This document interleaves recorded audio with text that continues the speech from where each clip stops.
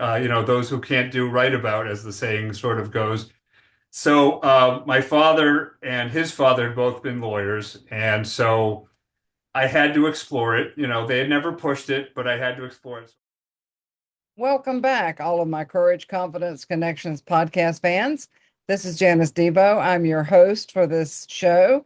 My guest today is Matt Robinson, and we're going to learn all about him, all about what he does. And you got two authors on here and two writers, and there's no telling where this will go. Who's Welcome, who's Matt. interviewing whom? Yeah, yeah, Yeah, yeah. welcome.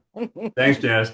Yeah, I'm Matt Robinson. I'm a writer in the Boston area. I've been writing about, I started in the music industry, but now write about pretty much anything that comes along, always learning new things and meeting amazing new people.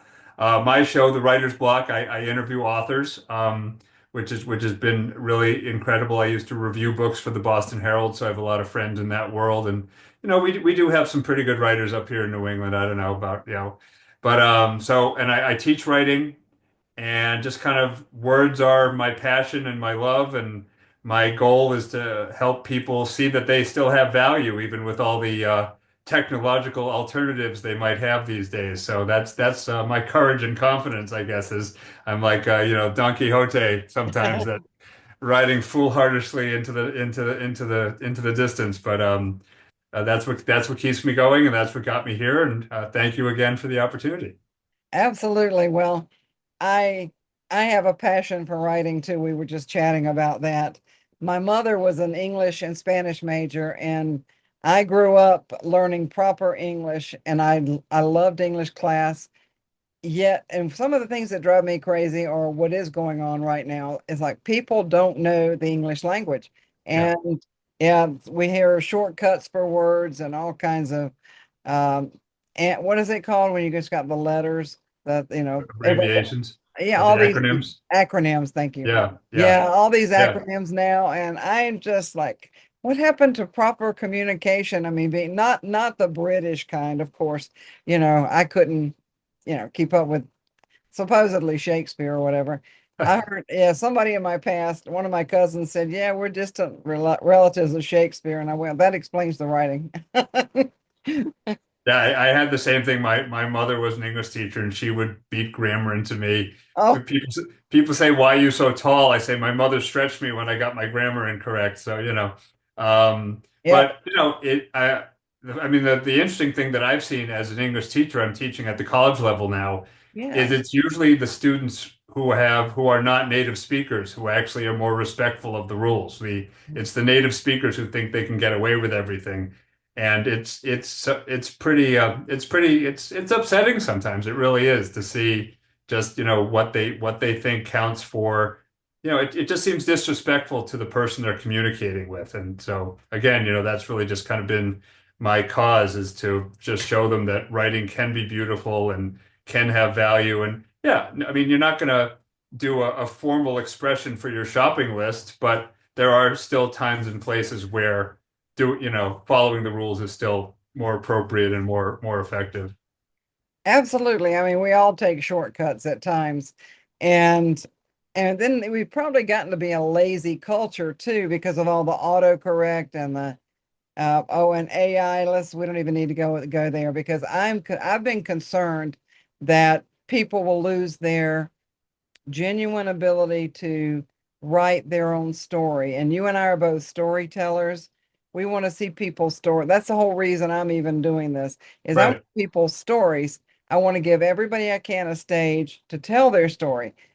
So let's do that. And you've got some really interesting stuff, and you've got a couple books. You've got another one coming out. Let's talk about that and talk about what in your past brought you to a point where you're doing what you're doing now. What as a kid or young adult kind of thing. Well, I mean, yeah, your point about telling stories, but I do presentations all over the world about the lessons I learned from writing my first book, which unfortunately I was inspired to write when my now late father was diagnosed with dementia. It kind of, put my feet to the fire. And it was a very challenging process. It was a lot harder than I thought it would be. But I always say in my presentations, despite all the obstacles I'm going to mention today, I want you to tell your story. the bar does not have to be that high. I was going to write it for the world. If you're, one of my favorite books was one that my father's uncle wrote that he hand typed and basically like stapled together of like his life philosophy. And I've read it over and over and over again, but it was just for the family. So, it doesn't have to be hard to tell. There are apps now that you answer questions and it basically writes your memoirs for you. I'm not sure how I feel about that, frankly, but I mean, I'm just saying it doesn't have to be complicated. Right. And so I also encourage people to tell your story because you probably will regret it if you don't. I mean, my father, brilliant attorney, and then because of his condition, all of a sudden, his capacities just went away. And there's so many things I never learned from him. And that's my biggest, tragedy and regret is the stories I didn't get to hear. So I really encourage people to even if it's just jotting down in a journal and giving it to your children or your best friend or whomever, it's worth doing. It's definitely worth doing. Yes, I've interviewed a lot of writers and one gal who's written a lot of books. She's co-owner of a publishing company and edits. She edited my journal. She helped me get that done. And we had an interview with her and we talked a lot about legacy. And I had another gal who was actually from Dubai in the UK. She has an app that helps people track their legacy, which yes, it's using technology, but if you're tracking it, you're tracking it. One thing that I found, it is hard to write your memoirs, but I have also got about, you'd laugh if I showed a picture. I've got about 35 journals to my left here in a buggy that I've tracked over 30 years. Now, as I go back and read some of those, Matt, it's like, oh my gosh, I don't have any kids, so whoever gets their hands on these is gonna have gonna Yeah, have a good time on that one. But that's why need to get my book published with my memoirs before anybody gets their hands on my journals. right. And so yeah, let's talk about and that's a tragedy about your father because my mother died a couple of years ago at 92. However, I kept telling her to write things down. I kept telling her, but thank goodness my cousin has a plethora of documents and family history. But what we don't get are the stories. And do you have a good story you'd like to share with my listeners that it would be inspirational from yourself or family? Something that would is meaningful and yet something that would, I mean, the story that I've told most often is the one about the start of my writing career.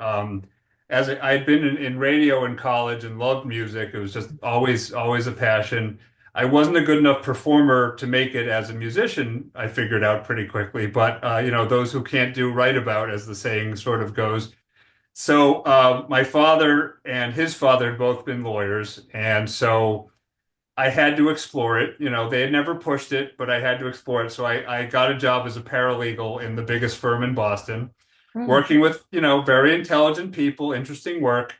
But I was going out every night to concerts, like 5 nights, 6 nights a week, 2 or 3 shows a night, getting home at like 1 in the morning, crashing into bed, getting up at 5 and taking the train back into the office. And eventually I realized it wasn't sustainable. I was literally falling asleep at department meetings at the law firm and getting into a lot of trouble. So oh, um, I was living near Harvard Square at the time, and my dad and I would go to brunch every other Sunday at this restaurant near Tufts called Johnny D's, which unfortunately is no longer around. It was a great, they had music at night and great food.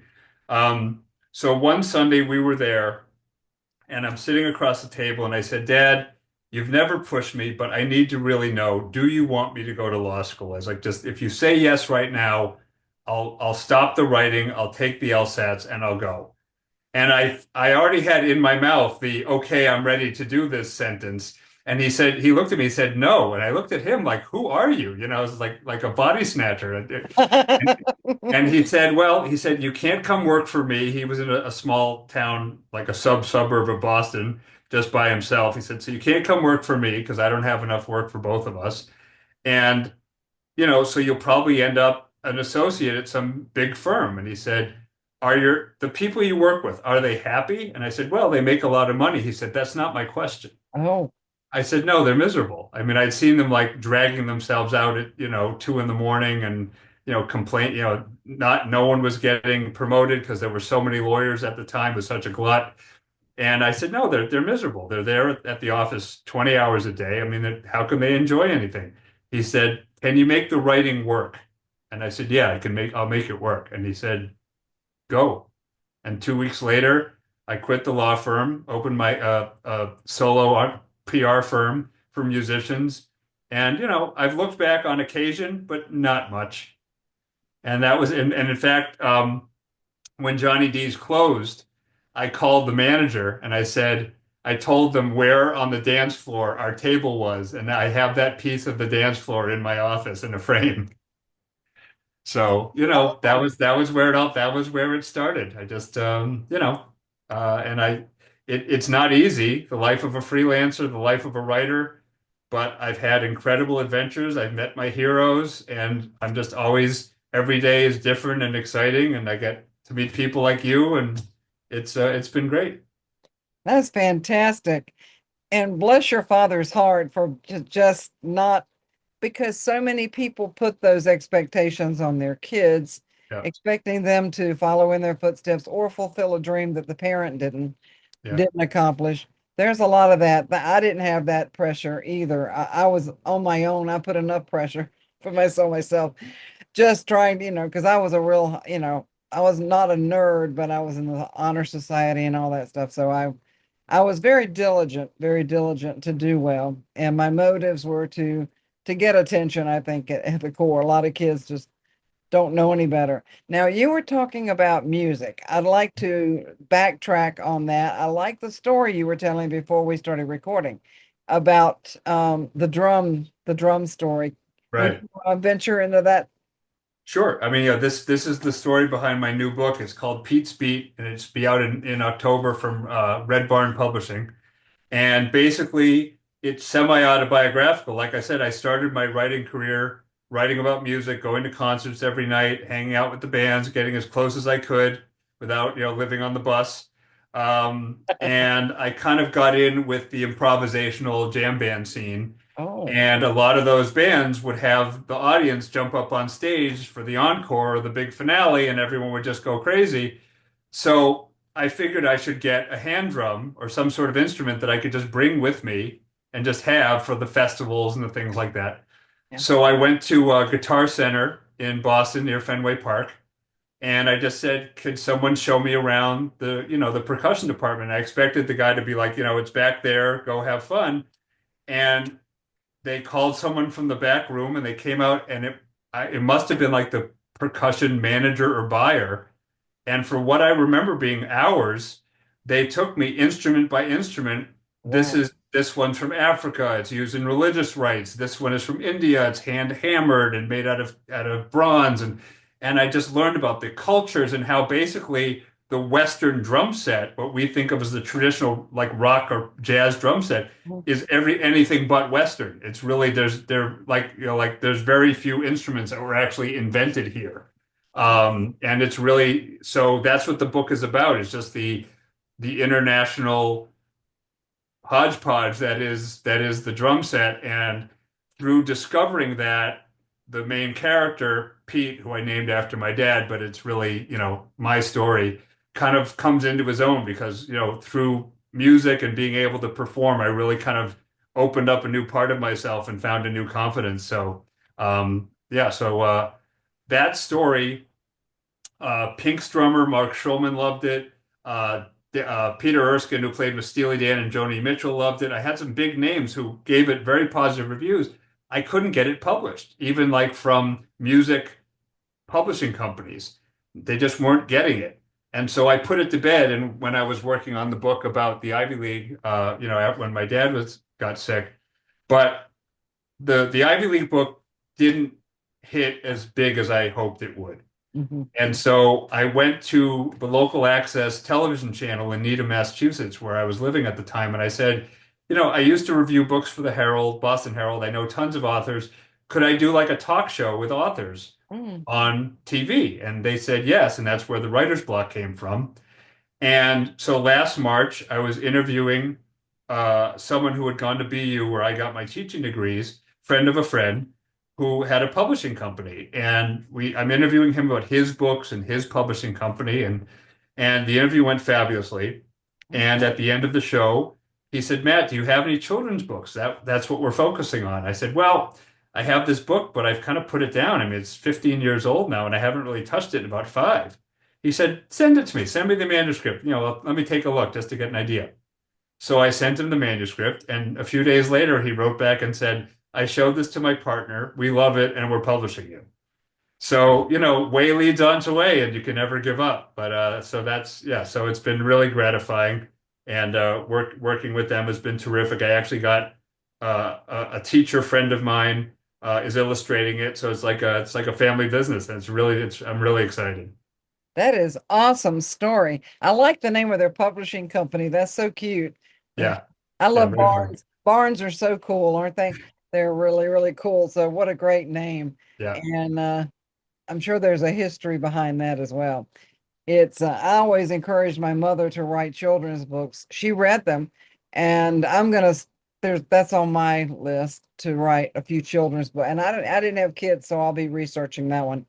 However, my writers group started giving me this long list of children's books I needed to order and read. So I got a stack of those.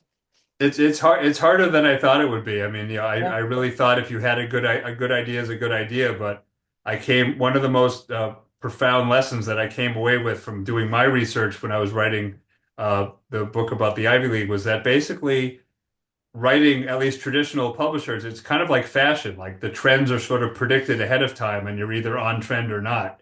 Yeah. And but fortunately, with self-publishing being so valid and viable these days, you don't have to wait till you catch the right wave. You can make your own. So, Yeah. there are challenges, as I talk about in my presentation. There are challenges to going on your own too, but the freedom has been good. And like I said, it's led to a lot of opportunities I wasn't originally foreseeing. So. I would agree with that. And it can be scary stepping out on your own. And yet I did try an online job and I took a little break from coaching and tried doing some online customer service. Yeah, yeah. Please laugh. I could write. I was going to collaborate with my coworkers and write a comedy, a funny book about it. And boy, the stories that those folks can tell, Yeah. the people that call in. So it kept me entertained, but it wasn't for me. And so I've been writing for about 5 years.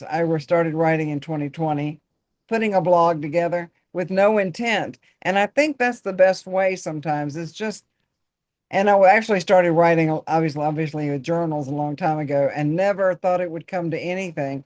Yet, what's really funny, Matt, when you bring that up, is I was reading back from 11 years ago when I was interviewed by a fairly well-known radio TV gal.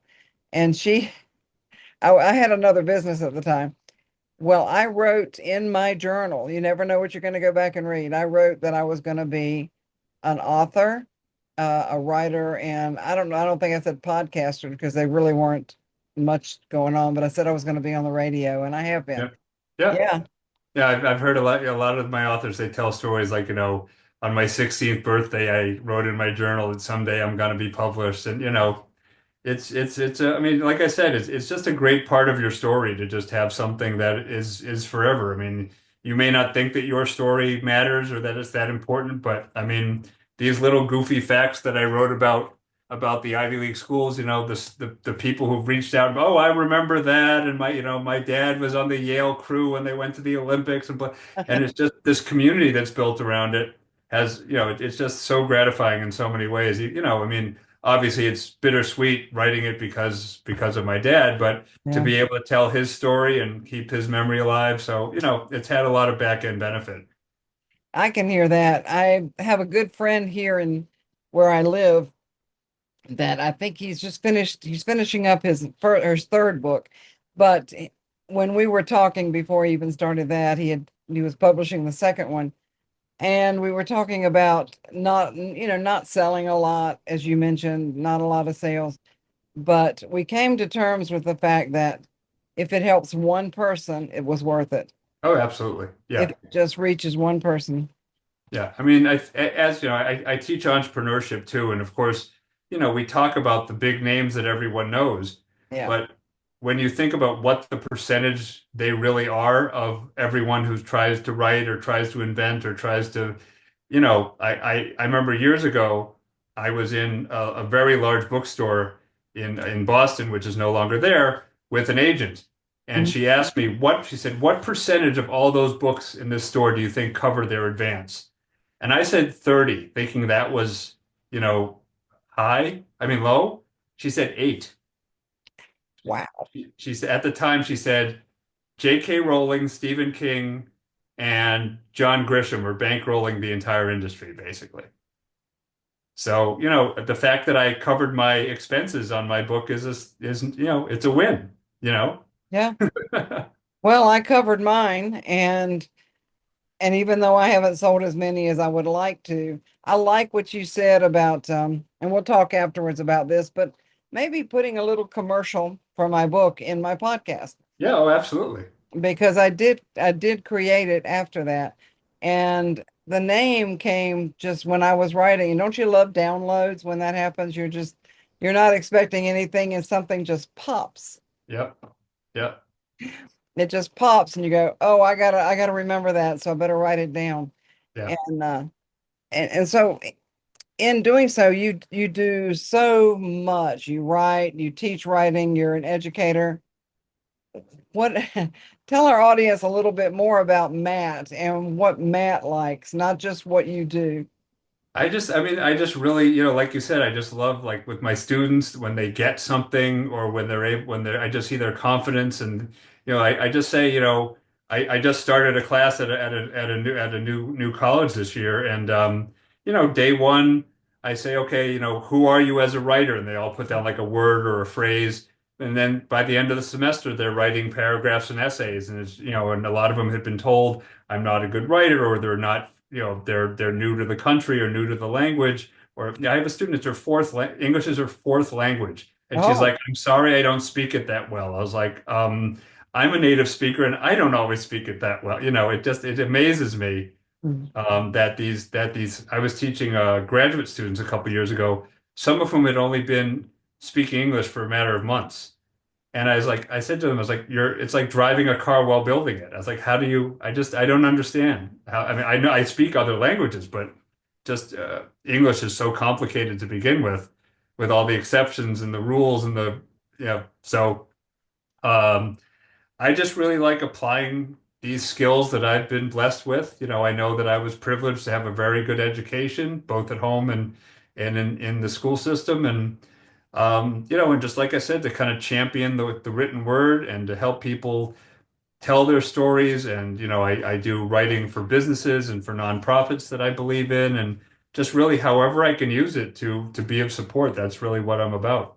So it all worked. Even a bad day is a good day as long as, like you said, if I can help one person. do you have kids and then do you encourage them to write and draw and all that I for have I have 12-year-old twin girls, oh wow. twins only in name. They couldn't be more different. So it's really interesting. Like their music tastes are different. That what their strengths. One is very academically inclined and is a very advanced reader. The other one's very much into art and very visually expressive. I'm an only child, so it's fascinating to watch. Just the same household, same upbringing, and they're just completely different people. So it's really interesting. But I remember, obviously COVID was not fun, but being home and being able to be teacher dad was a lot of fun. After one week, we were able to do the girls were doing the balcony scene from Romeo and Juliet when they were 9, so that was pretty awesome. Oh, did you videotape that? I think so. I'll have to, yeah, these kids these days, everything is videotaped, so I'll have to find it somewhere. But yeah, it was pretty cool. That's awesome. My blog, I was telling you earlier, I wrote a blog yesterday, and I don't know where I got the idea from. I think I'm a movie buff. I love movies, and I get a lot of inspiration from music and movies. I was, I think I was watching a movie, or maybe I was reading a book, whatever. And I thought, I'm going to write, I've got to write a blog. So I knew it was time to write. and the title is Dance Your Own Dance and Sing Your Own Song. The whole thing is being original, being yourself. And I did mention in there that even twins, when you said twins, I got to tell the story. Even twins can have major differences. We all have different gifts and different things that we're good at.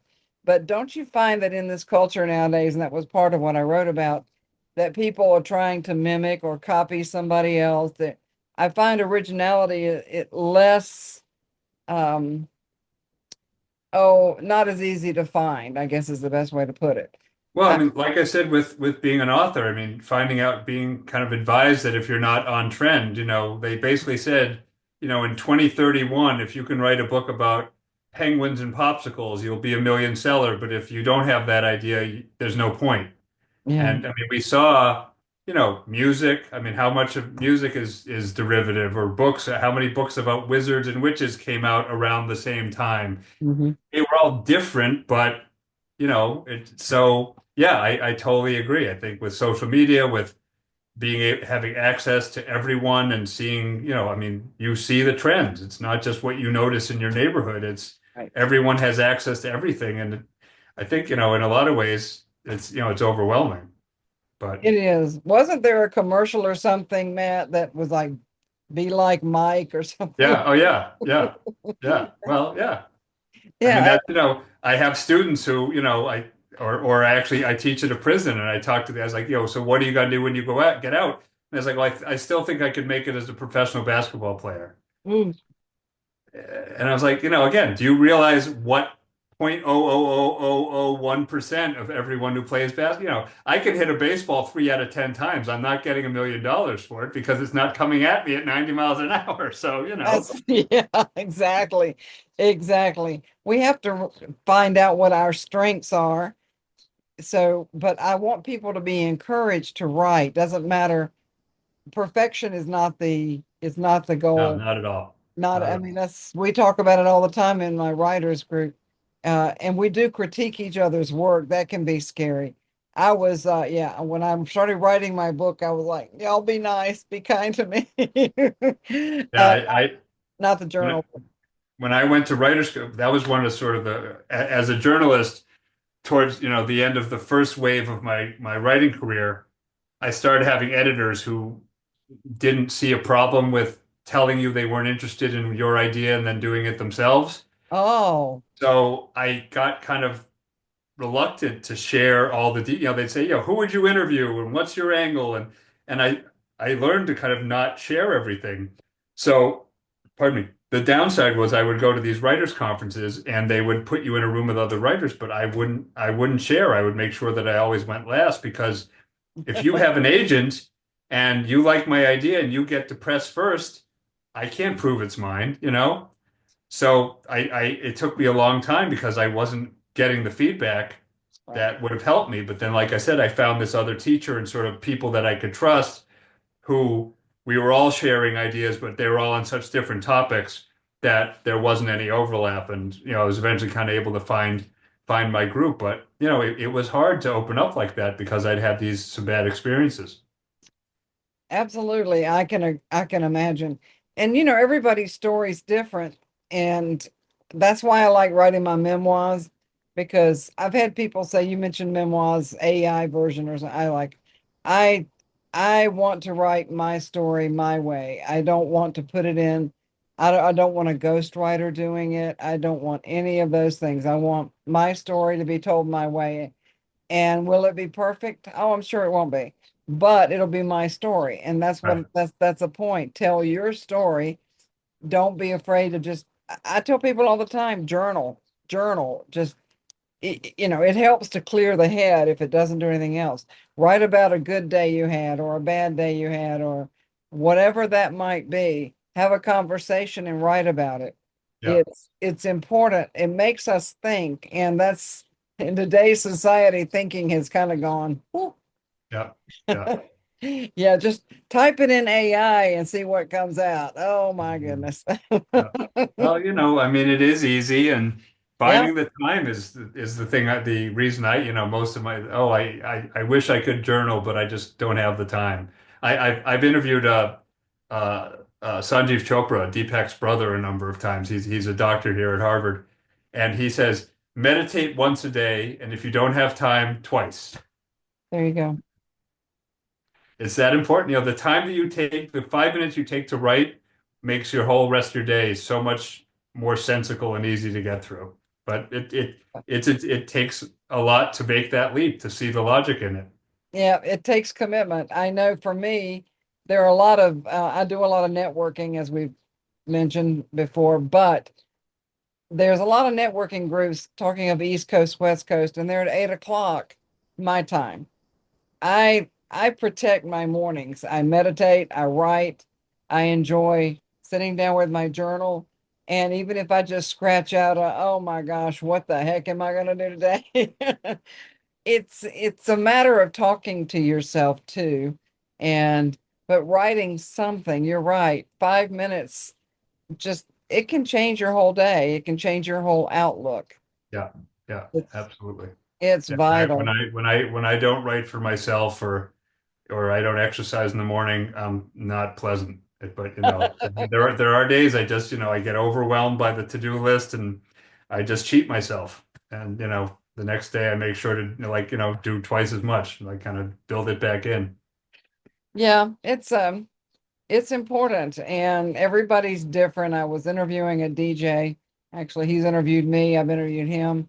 Mm. But in we were talking about that and he said what he was interviewing me a couple weeks ago. He said, "So what is your morning like?" And I said, "Well, meditation and journaling." He said, "Yeah, I guess my gym is like the meditation because he'll go to the gym, but he's focused."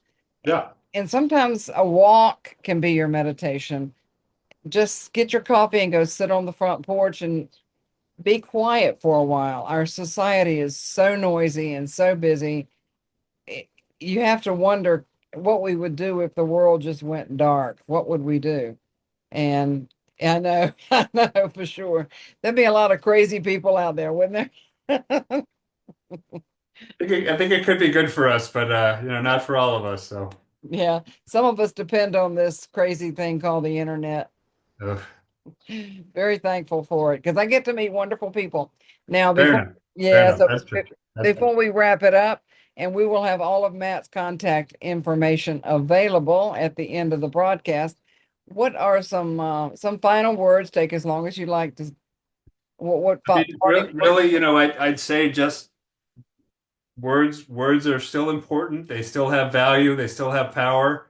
And I think we're just in agreement that sharing your story, connecting with other people through your story. I mean, the people that I've met by being a writer, and as much as I've loved interviewing people that you would know their names and all my heroes and whatever, telling the stories of the people who no one asked before, like my inmates and my college students, those are some of the most gratifying exchanges. The lessons, it's so fresh and so real.